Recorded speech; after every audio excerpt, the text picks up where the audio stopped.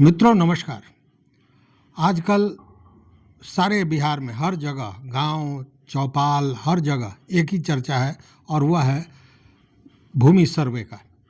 और भूमि सर्वे का इसलिए है कि लोगों के कागजात कहीं ना कहीं फंसे हुए हैं, चाहे वो दाखिल खारिज का मामला हो या परिमार्जन का हो, परिमार्जन प्लस का हो, सारे मामले फंसे हुए हैं। और इसको लेकर रोज़ आप कहानियाँ सुनते होंगे, रोज़ लोग क्या भोग रहे हैं, क्या देख रहे हैं, वो सारी चीज़ें आपके सामने आ रही हैं। अब इसको लेकर विभाग निश्चित रूप से संजीदा है और राजस्व एवं भूमि सुधार विभाग के मंत्री संजय सरावगी ने इस पर बैठक की है। लेकिन आज मैं बताने ये जा रहा हूँ कि दाखिल खारिज में जो अस्वीकार किया जा रहा है उसमें जो नियमावली बने हुए हैं या यूँ कहे कि जो बिंदुएं हैं जिसके आधार पर आवेदनों को अस्वीकार किया जाता है, कुछ ऐसे बिंदु भी हैं, कुछ ऐसे कारण हैं जो रैयतों को परेशान कर रहे हैं और वह परेशानी कहीं ना कहीं उनके मोचन का, उनके दोहन का कारण बन रहा है। ऐसे आपको बता दें कि मंत्री संजय सरावगी ने इस मामले को लेकर एक समीक्षा बैठक की और बैठक में ये देखा गया कि कुछ ऐसे अंचल हैं जहां जो आवेदन दाखिल खारिज के पड़े हैं वहाँ पे 65%, 60%, 50% आवेदन ऐसे हैं जिसको सीधे अस्वीकार कर दिया गया। इसको लेकर उन्होंने कड़ी चेतावनी दी, यह भी कहा कि ऐसे लोगों पर कार्रवाई की जाएगी और जो अच्छे लोग हैं उनकी भी बातें आई कि जो अच्छे अंचल हैं जिन्होंने दाखिल खारिज के काम को बेहतर ढंग से किया है उनकी भी चर्चा हुई। तो आपको सबसे पहले बताएं कि ये जो गड़बड़ करने वाले लोग हैं जिनके यहाँ अस्वीकार करने का जो रेशियो है वो बहुत ज़्यादा है, उसमें लखीसराय का पिपरिया अंचल है, दरभंगा का जाले, भोजपुर का अंगियाव, किशनगंज का ठाकुरगंज, जहानाबाद डिस्ट्रिक्ट का मोदागंज, भोजपुर का बड़हरा, अररिया का जोकीहाट, मधुबनी का जयनगर, खगड़िया का बेलदौर और दरभंगा का कुशेश्वर स्थान। ये वैसे अंचल हैं 10 अंचल जिन्होंने सबसे ज़्यादा आवेदनों को अस्वीकार किया है, जबकि जो ऐसे अंचल हैं जिन्होंने रेशियो में अगर कहें तो सबसे ज़्यादा दाखिल खारिज के मामले को निपटाया है और अस्वीकार करने का रेशियो बहुत कम रहा है, उसमें कैमूर का नुआव, नालंदा का एकंगर सराय, लखीसराय का हलसी, कैमूर का मोहनिया, मुजफ्फरपुर का मुरौल, वैशाली का पातेपुर, पूर्णिया का श्रीनगर, सीतामढ़ी का बाजपट्टी, लखीसराय का बरहिया और कैमूर का रामपुर अंचल है जिन्होंने बेहतर काम किया है। अब ये जो गड़बड़ करने वाले अंचल हैं, जो अंचलाधिकारी हैं, उन पर विभागीय कार्रवाई होगी, ऐसा मंत्री का कहना है।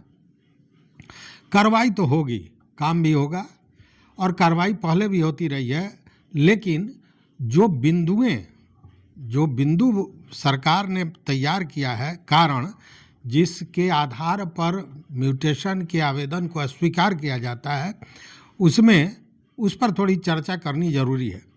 जैसे उसमें जो चीज़ें हैं उसमें है कि विक्रेता की जमाबंदी कायम न रहना। अब ज़रा ये पहला ही जो है इसको देखा जाए। विक्रेता की जमाबंदी कायम न होना, जमाबंदी कौन कायम करता है? रजिस्ट्री हुआ, उस व्यक्ति ने बाज़ाब्ता अपना म्यूटेशन कराया, जो विक्रेता था, जिससे आपने ज़मीन खरीदा वो कहीं से ज़मीन लिया है या उसका पुश्तैनी है, उसके नाम पर है, जमाबंदी नंबर भी दिया हुआ है, लेकिन जमाबंदी में वो कहीं चढ़ा हुआ नहीं है। उसने म्यूटेशन कराया है। म्यूटेशन का मतलब ही होता है कि अगर उसने म्यूटेशन कराया तो उसकी जमाबंदी कायम होनी चाहिए थी, लेकिन वो कायम नहीं हुई। अब ऑनलाइन भी अगर देखा जा रहा है तो उसका कहीं म्यूटेशन, उसकी जमाबंदी कहीं दिख नहीं रही है। और वैसा एक नहीं, हजारों मैं जमाबंदी दिखा सकता हूँ जहाँ पे जमाबंदी नंबर है खाता, खेसरा, रकबा, चौहद्दी कुछ नहीं लिखा हुआ है और अंत में सीधा लिखा हुआ है 5 एकड़ कुछ डिसमिल। अब ये बताइए कि उस जमीन का उसमें जमाबंदी है कि नहीं, ये कैसे पता चलेगा? अब रजिस्टर 2 पर चढ़ा है कि नहीं, यह भी एक महत्वपूर्ण चीज़ है। तो यह एक मामला है जो गड़बड़ी अंचल की तरफ से है, विभागीय गड़बड़ी है और उसका भुक्तभोगी हो रहा है रैयत, जो जमीन खरीदकर म्यूटेशन कराने जा रहा है। दूसरा है कि बंटवारा में आपसी सहमति नहीं होना, वसीयत सिविल कोर्ट से संपुष्ट नहीं होना अगर कोई वसीयत पर जमीन बेच रहा है। खतियान में उक्त खाता खेसरा का नहीं होना, खतियान में जमाबंदी की बात नहीं है तो यह भी ठीक है। भूमि का गैरमजुर्वा खाते का होना, जमाबंदी में कम भूमि दर्ज है पर रजिस्ट्री ज़्यादा भूमि की गई है, यह भी सही है।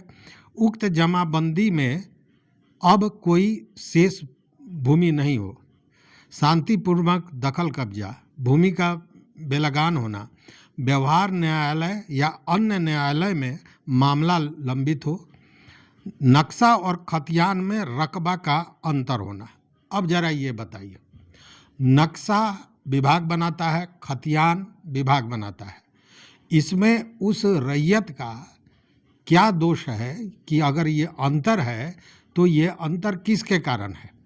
यह दोनों ही काम विभाग करता है, खतियान बनाने का काम और नक्शा बनाने का काम। तो ये अंतर हुआ तो गड़बड़ी तो कहीं ना कहीं विभाग की है और यह भोग कौन रहा है? तो वो रैयत जो दाखिल खारिज करने के लिए घूम रहा है। मैंने कल भी वीडियो दिया था एक एसएसपी जवान का। आज हमारे पास लगभग दर्जनों फ़ोन आए हैं जिसमें सब कोई का यही मामला है। भ्रष्टाचार तो है ही, वो तो अब आम बात है, इसलिए उसकी चर्चा करना बहुत लाजमी नहीं लगता है। तो ये नक्शा और खतियान में अगर रकबा अलग है तब उसका म्यूटेशन नहीं होगा। यह गलती विभाग की है तो फिर इस पर म्यूटेशन कैसे रोका जा सकता है? उसके अलावा देखिए, सर्वे के पहले का केवाला हो, वंशावली उपलब्ध नहीं कराना। अब जरा देखिए, आज ही एक सीआरपीएफ के जवान ने फ़ोन किया।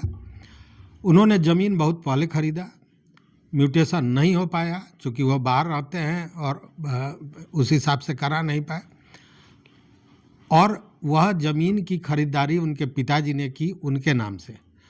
लंबा समय बीत गया, अब वो म्यूटेशन कराने गए।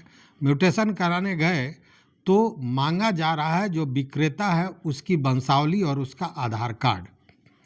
अब जब ये जो विक्रेता है उसके पास पहुंचते हैं तो विक्रेता जो बेचे थे वो अब नहीं रहे, उनके बाल बच्चे हैं और वो लोग इसके लिए तैयार नहीं हैं कि वो अपना आधार कार्ड देंगे या वंशावली देंगे। अब उसके पीछे कई तरह के कारण हो सकते हैं, या यूँ समझिए कि कुछ लोभ होगा। अब उस व्यक्ति को वंशावली नहीं मिल रहा है, उस आदमी ने जेन्युइन ढंग से उस ज़मीन की रजिस्ट्री कराई, ज़मीन रजिस्ट्री कराई। गलती यह किया कि वह आदमी सीआरपीएफ में है, वो बाहर रहता है, पिताजी रहते थे, पिताजी ने उसका म्यूटेशन नहीं कराया। अमूमन आप पहले देखिएगा, पहले का बहुत सा ऐसा ज़मीन है जो म्यूटेशन लोग खरीद लेते थे और समझते थे कि हो गया, अब तो रजिस्ट्री हो गई, ज़मीन हमारी हो गई, और म्यूटेशन नहीं कराते थे। तो ऐसे एक नहीं सैकड़ों उदाहरण आपको मिल जाएंगे। तो अब वह व्यक्ति वंशावली और जो विक्रेता है उसका कहाँ से लाएगा आधार कार्ड, और अगर लाएगा तो उसको समझिए कि फिर एक बार रजिस्ट्री में जो खर्च था उस तरह का खर्च करना पड़ेगा, क्योंकि लोभ तो है, हर जगह है। अब ये सारे मामले जो हैं ये कहीं ना कहीं रैयतों को परेशान कर रहे हैं। इसके अलावा भी और भी चीज़ है, जैसे जमाबंदी का ना होना, जैसा मैंने बताया, लदावी से ज़मीन प्राप्त होना, केवाला और राजस्व अभिलेख में थाना नंबर का अंतर होना, केवाला और राजस्व अभिलेख में थाना नंबर का अंतर होना। अब ये बताइए, ये रैयत खुद लिखता है क्या? खैर, सर्वे के पहले का रजिस्ट्री होना, किसी प्रकार की आपत्ति जो जांच में सही पाया जाए, यह भी सही है।